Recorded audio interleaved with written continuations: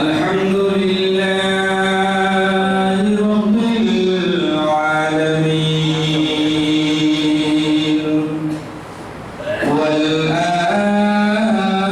والعاقبة للمتقين والصلاة والسلام على سيد الأنبياء والمرسلين وعلى آله وأصحابه وأهل بيته وأولياء أمته وعلماء أهل سنته أجمعين. قال الله تعالى في كلامه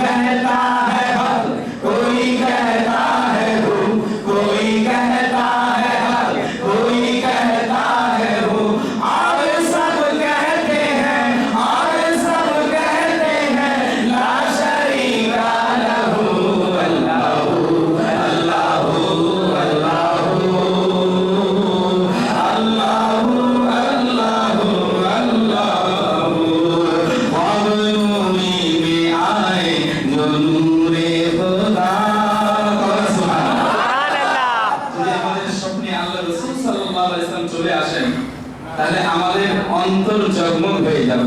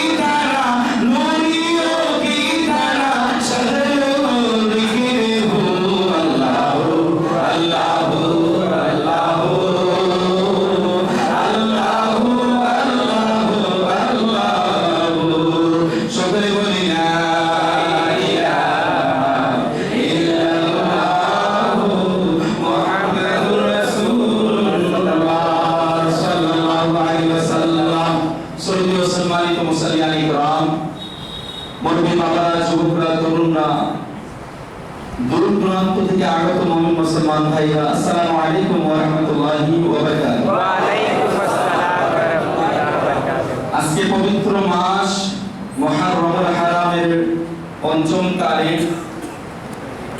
আল্লাহ রাব্বুল আলামিন এই জুমআতুল মুবারাকা সাইয়্যিদুল আইয়াম জুমার দিন দিনের সরদারে এই দিনে আমাদেরকে আমাদের প্রতি দয়া করে মায়া করে মেহেরবানি করে আমাদেরকে তৌফিক দান করেছেন যে জুমআতুল মুবারাকা সাইয়্যিদুল আইয়াম জুমার দিন এই মসজিদে এসে আল্লাহ এবং আল্লাহ রাসূলের জিকির আজকার পড়া বলা শোনা আল্লাহ তাআলা যে সুযোগ করে দিয়েছেন তার জন্য আল্লাহর দরবারে শুকরিয়া আদায় করে জোরে বলি আলহামদুলিল্লাহ।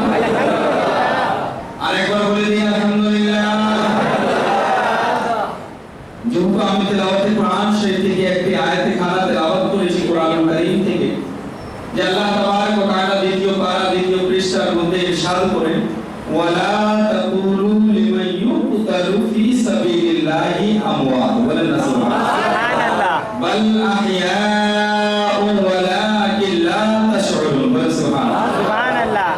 আর যেহেতু আজ থেকে 2 দিন পূর্বে মুহররমুল হারামের 3য় তারিখে আমার আব্বা হুজুর হযরতুল আল্লামা মাওলানা মুফতি মুশতাক আহমদ নুরি রাদওয়ি রাহমাতুল্লাহি আলাইহির উরুস হয়েছে। জোরে বলেন সুবহানাল্লাহ। আল্লাহ রাব্বুল আলামিন বলেন ওয়ালা তাকুলু লিমান ইউকতালু ফি সাবিলিল্লাহি আমওয়াত, তাদেরকে মৃত্যু বলিও না যারা আল্লাহর রাস্তায় মারা গিয়েছেন। বলেন সুবহানাল্লাহ। লিমান ইউকতালু, যাদেরকে কতল করে দেওয়া হয়েছে, হত্যা করে দেওয়া হয়েছে, জিসমের টুকরা টুকরা করে দেওয়া হয়েছে, দেহ আলগা হয়েছে, কিন্তু তাদেরকে মৃত্যু বলিও না। তাহলে প্রশ্ন জাগে, হে মাওলা তাহলে তাদেরকে কি বলবো? আল্লাহ বলে দিচ্ছেন বাল আহইয়াউ, বরং যে তারা জীবিত আছেন। সুবহানাল্লাহ। তাহলে আমরা বুঝি না কেন? আল্লাহ পাক বলেন ওয়ালাকিন লা তাশউরুন, আমি আল্লাহ তাআলা তাদেরকে বুঝার ক্ষমতা দেই নাই।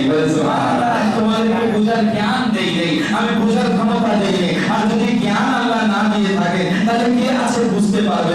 সুবহানাল্লাহ। তাহলে বুঝা গেল যে এই মাসে মুহররমুল হারাম, যে মাসে আশুরার দিনও আছে, এই আশুরার অনেক বরকত রয়েছে, অনেক এর মধ্যে নিয়ামত রয়েছে, যে এই আশুরার দিনে কিয়ামত হবে এটা আল্লাহ রাসূল বলেছেন। সুবহানাল্লাহ। এবং এই আশুরার দিনে হযরত আদম সফিউল্লাহ দোয়া কবুল করা হয়েছিল। সুবহানাল্লাহ। এবং এই আশুরার দিনে হযরত নূহ আলাইহিস সালাতু ওয়াস সালামের কিস্তি, ওনার পানির জাহাজ, ওনার নৌকা মাটির মধ্যে এসেছিল। সুবহানাল্লাহ। এবং এই শুধু মুসা আলাইহিস সালাতু ওয়াস সালাম, এরকম অনেক ঘটনা রয়েছে যে এই আশুরার দিনে হয়েছিল। এই আশুরার অনেক মর্যাদা, এই আশুরার অনেক বরকত, কিন্তু একটা এমন ঘটনা ঘটলো যেই ঘটনার মতো কোন ঘটনা কিয়ামত পর্যন্ত ঘটতে পারে না, যেই ঘটনার মতো, যেই ওয়াকিয়ার মতো কোন ওয়াকিয়া হতে পারে না, যেই ঘটনার মতো কোন ঘটনা হতে পারে না, যেই পরীক্ষার মতো কোন পরীক্ষা হতে পারে না, সেটা হলো নবীর নয়নের মণি, নবীর কলিজার টুকরা, আমিনার বাবের ফুল, ফাতেমাতুজ জাহরা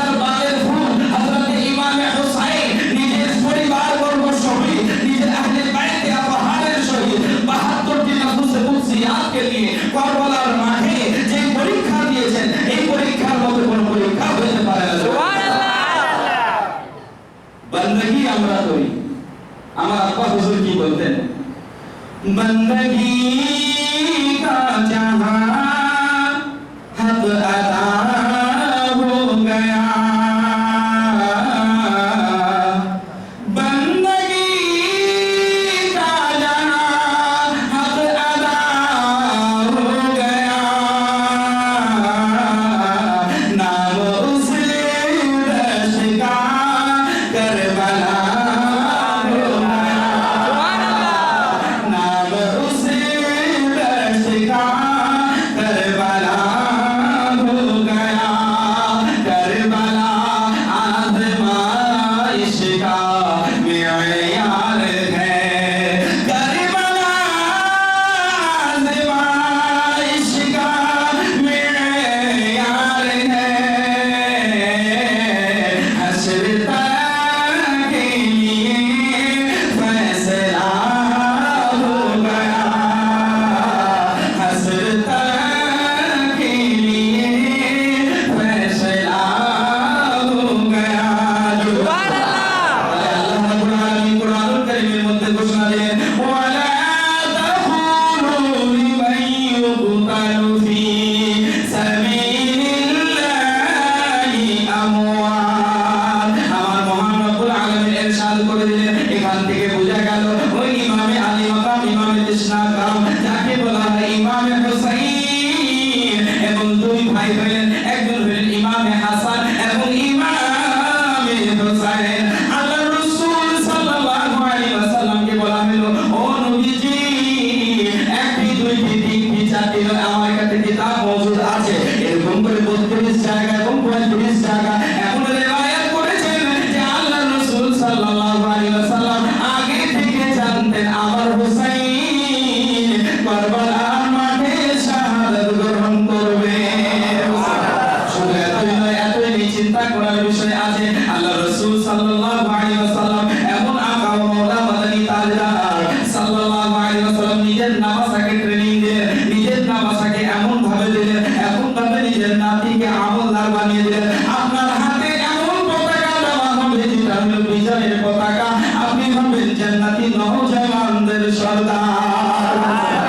হযরত ইমামে আলী মাকাম এমন ঘটনা ঘটেছিল রব্বানা, যেই ঘটনার মতো কোন ঘটনা ঘটবে না এবং আগেও ঘটে নাই, যে ঘটনা ঘটেছিল। এখন সূরা সাফাতের মধ্যে আল্লাহ পাক বলেন, উনি হলেন ইব্রাহিম খলিলুল্লাহ, নবীর বেটা, নবী, নবীর আওলাদ ও নবী হন। এই জন্য আল্লাহ পাক হাবিব বললেন, ফাবাশশারনাহু বিগুলামিন আলীম।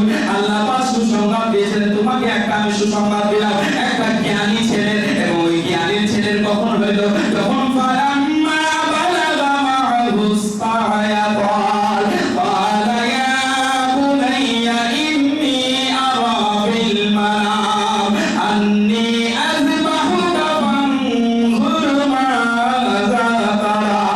ইব্রাহিম আলাইহিস সালাম যখন নিজের সন্তানকে বলেছিলেন, হে আমার সন্তান, আমি স্বপ্নেই দেখেছি তোমাকে জবাই করি, তোমার কি মতামত আছে? হযরত ইসমাঈল নবীর বেটা, নবী হযরত ইসমাঈল আলাইহিস সালাম আরজ করেছিলেন, হে আল্লাহর নবী, হে আমার পিতা, ক্বালা ইয়া আবাতি ফাআল মা তু'মার সাতাজিদুনি।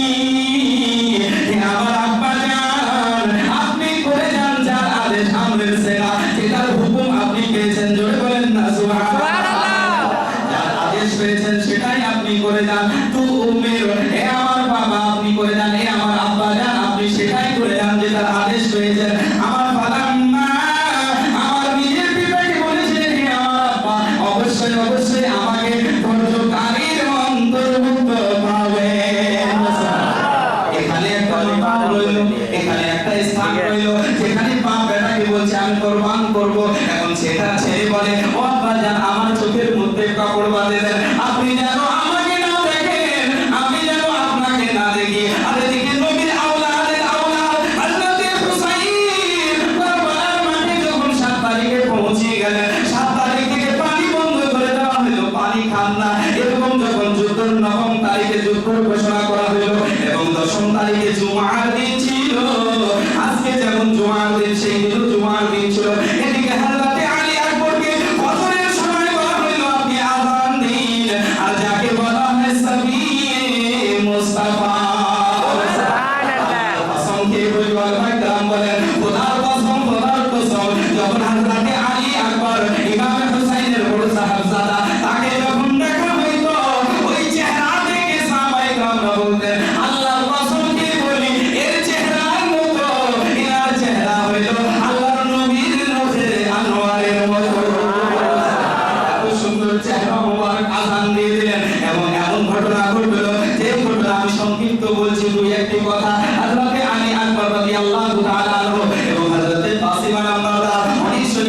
কাসিম আলমদার যখন শহীদ হয়ে গেলেন, শহীদ হয়ে যাওয়ার পর শেষের দিকে এমন হয়তো হযরত কাসিম আলমদার নিজের চাচা যান ইমাম হোসেনের কাছে গেলেন, ও ইমামে হোসেন, ও আমার চাচা যান, অনু মুহাম্মদ চলে গিয়েছেন, সবাই গিয়েছেন, আমিও শহীদ হইতে চাই, আমিও আপনার নামে কুরবান হইতে চাই। হযরত ইমামে হোসেন বলেন, আমার ভাইজান ইমামে হাসানের একটাই পুত্র আছে, তুমি যদি শহীদ হয়ে যাও তাহলে নারীনা আওলাদ নারীনা থাকবে না। হযরত কাসিম আলমদার রাদিয়াল্লাহু তাআলা বলেন, হে আমার চাচা যান, আমি এভাবে যাইতে পারি না। আমার বাবা যখন ইন্তেকাল করেছিলেন তখন থেকে আমি ভেবেছিলাম আপনি আমার আব্বা যান, আমার বাবার শাহীদ সিররি হয়েছে, উনিও শাহাদাত বরণ করেছেন, উনি সিররি করেছেন, ইনি সাহরি করেছেন। হযরত ইমাম হোসেনের সাহরি এবং ইমামে হাসানের হইল সিররি, দুইজনই শাহাদাত বরণ করেছেন। ওই শাহাদাত সেমন শাহাদাত বরণ করেছেন। ইমামে হোসেন, তুমি যদি শহীদ হও, এই শহীদ আল্লাহর রাসূল সাল্লাল্লাহু আলাইহি ওয়াসাল্লাম শাহাদাত গ্রহণ করবেন। এরকম শহীদ হইলেন ইমামে হোসেন আলাইহিস সালাম। বলেন হযরত কাসিম আলমদার, কেউ কাসিম তুমি চলে যাও, তুমি আমার মায়ের একটি সন্তান, তোমাকে আমি কারবালার মাঠে আর বরবাদ হইতে দিব না। সকাল থেকে আমার দেহ রক্তাক্ত হয়েছে, আমার কাপড় লাশ উঠাইতে উঠাইতে আমার আর কলিজার মধ্যে শক্তি নাই। 3 দিন ধরে পানি খাই না, 3 দিন ধরে খাওয়া খাই না, এরকম অবস্থায় আর আমি কোথাও যাইতে পারবো না। হযরত কাসিম আলমদার যখন বারবার পা ধরে হাত ধরে, ও আমার চাচা যান, আমি আপনার থাকতে, আমি আমার থাকতে আপনাকে যাইতে দিব না, আগে আমি শহীদ হয়ে যাব। যখন যাওয়ার অনুমতি দেওয়া হইল না, তখন গলার মধ্যে একটি তাবিজ ছিল, ওই তাবিজ খুলে বলেছিলেন, ও আমার চাচা যান, আমার আব্বা হুজুর ইমামে হাসান বলেছিলেন, একদিন যখন এমন সময় আসবে কারবালার মাঠে তোমার আব্বা যান, তোমার আম্মা যান, চাচা যান যখন ওখানে থাকবে, ওনার উপরে একটি বিপদের ঘড়ি পরীক্ষার সময় আসবে, এই তাবিজটা তুমি দিয়ে দিবা, উনি বুঝে যাবে।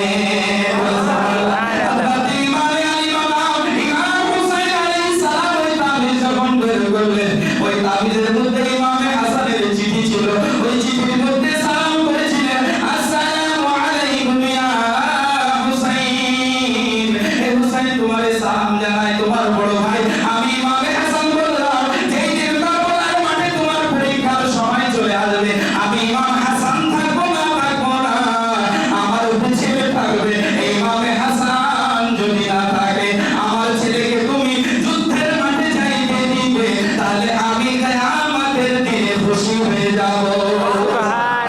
এই চিঠি পাওয়ার পর ইমাম হোসেন কাঁদতে লাগলেন, ঝরঝর করে কেঁদে বললেন, কাসিম আলমদার রেডি হওয়ার জন্য গেলেন। যাওয়ার পর যখন কারবালার মাঠে আসলেন, আসার পর যখন যুদ্ধের দিকে গেলেন, হাজার হাজার লোককে যখন যুদ্ধের মধ্যে এমন করে হত্যা করার পর এসে বললেন, ও চাচা যান, যদি আমাকে একটু পানি দিতেন তাহলে আমি পানির তৃষ্ণা মিটিয়ে দিয়ে আবার মাঠের দিকে যাইতাম। চাচা যান, আমাকে একটু পানি আপনি কি পান করাবেন? ইমামে হোসেন, ওনার জুবান শুকনা আছে, ইমাম হোসেন নিজের মুখের মধ্যে আঙ্গুল দেয়, ওই আঙ্গুল মোবারক ওনার মুখের মধ্যে লাগাই দিয়ে বলেন, ওই কাসিম আলমদার, তোমার আব্বা যান অপেক্ষায় অপেক্ষিত আছেন, তোমার নানা যান আছেন, তোমার আলী শের খুদা দাদা যান আছেন, যাও এখন শাহাদাত বরণ করবে। এই অবস্থায় ইমামে কাসিম আলমদার যখন চলে গেলেন, যাওয়ার পর এমন অবস্থা হলো ওনাকে শহীদ করা হলো। এরপরে হযরত